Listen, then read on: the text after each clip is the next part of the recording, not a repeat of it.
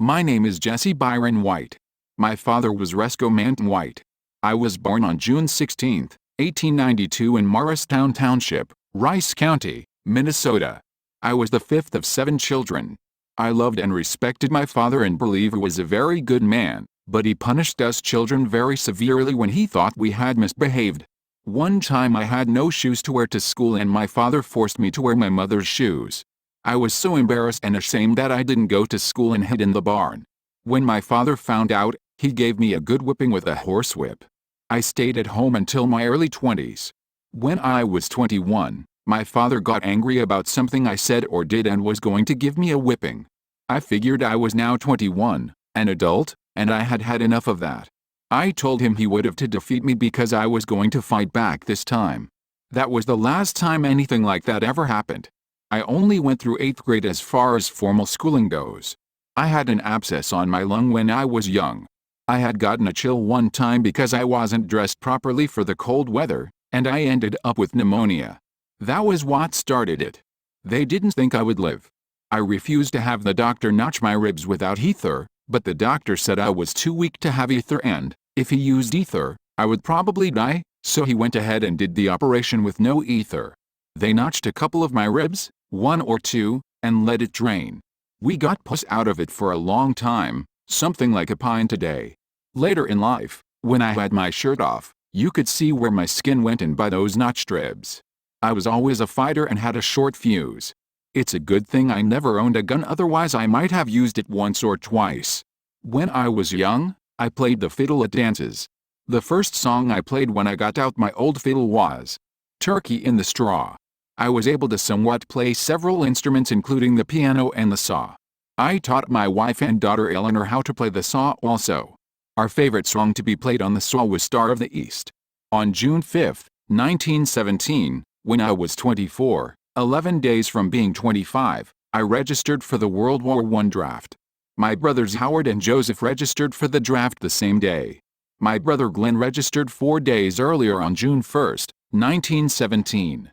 I joined the army and was sent to France during World War I. While I was in France I got deathly sick of pneumonia. By accident, they rolled me out with the dead soldiers thinking I was dead also. Fortunately, someone realized I wasn't. I was dismayed with the military and the military life. There was a lot of immorality in France with many American soldiers and young French women.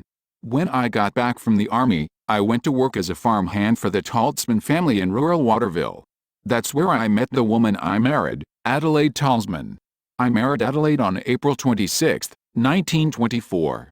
I was 31, almost 32, when I got married and Adelaide was only 18. Adelaide's mother was against us getting married and was very upset about it, so we didn't have a formal wedding. My father gave Adelaide a sewing machine for a wedding present. We lived in Faribault for a year until I decided I wanted to buy a farm. I had been a cattle buyer and seller, but I couldn't take being outside in the winter because of my bad lung. I bought a 60-acre farm near Morristown on Highway 60 about 2.5 miles east of Morristown. The farmhouse was originally a barn, winters were cold, and there was no plumbing, no running water and only a wood-burning stove for heat. The first winter on the farm was especially bad. I had been diagnosed with a rare kidney disease, and the doctors told me I was going to die. I went to the Veterans Hospital in St. Paul. While I was there, Fried helped Adelaide with chores that needed to be done on the farm. I believe the sickness was my own fault because I was not doing the things I believed I should be doing. I believe the Lord was dealing with me in a very personal way. I repented and got well. Afterwards, we had family devotions on a regular basis where we, as a family, would take turns reading the Bible and asking questions. Adelaide was convinced that my recovery was a miracle and an answer to prayer because Dr. Francis said only 1 in 5,000 ever recovered from that disease. Since we did not have running water in the house, one of the first things I did was dig a cistern and install a windmill so we had running water. I had to do this work with little to no money. After a few winters using a wood-burning stove, I dug a partial basement, and I installed a central furnace. It took us years and years to pay for the furnace. Technically, we would not have had to make the last payment, but I knew it was an honest bill, so I paid it. Money was always tight.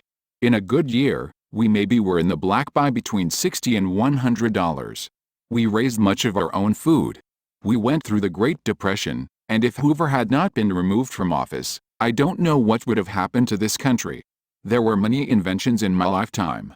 The Wright brothers make the first flight. Automobiles were developed and mass-produced, means of generating and distributing electricity were developed and implemented. Many other things were invented. We probably didn't get electricity until around 1953 or so. I was very much against drinking any alcoholic beverages including beer. I was also against smoking. This probably came from three things: my Baptist background, the effect Prohibition had on me, and how drinking had affected my brother Glenn's life. During Prohibition, millions of people in the United States were against drinking, not just me. I hated the smell of cigarette smoke.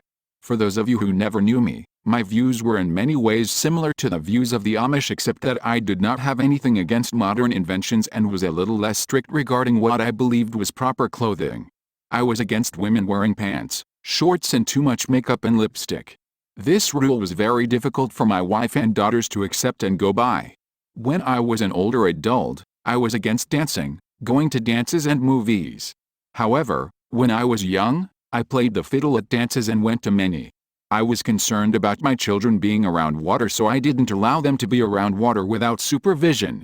I probably had too many fears and was overly protective, but I wanted to make sure they were safe. Adelaide and I had the following 13 children. His first child was Arlene Mae. The second was Eleanor Inez. The third was Thelma JoAnn. The fourth was Jean Alice. The fifth, Jerome Allen. The sixth, Elaine Gertrude. The seventh child was Carolyn. Genevieve Louise was the eighth. Ninth was Frederick Resco. 10th was Ruth Ann. 11th was Arvid Jay. 12th was Mary Jane, who was stillborn. And 13th was Philip Eldon. I was fairly strict with my children, but not as strict as my father was with us kids. My father used to give us kids lickings with a horse strap when we misbehaved. I believed I had to be in control as a father, especially with 12 kids. I was probably less strict with the younger kids than I was with the older ones. I broke my back while helping the neighbor build a silo. I fell through the roof and landed on my back on the cement floor. I had to lay on my back for months.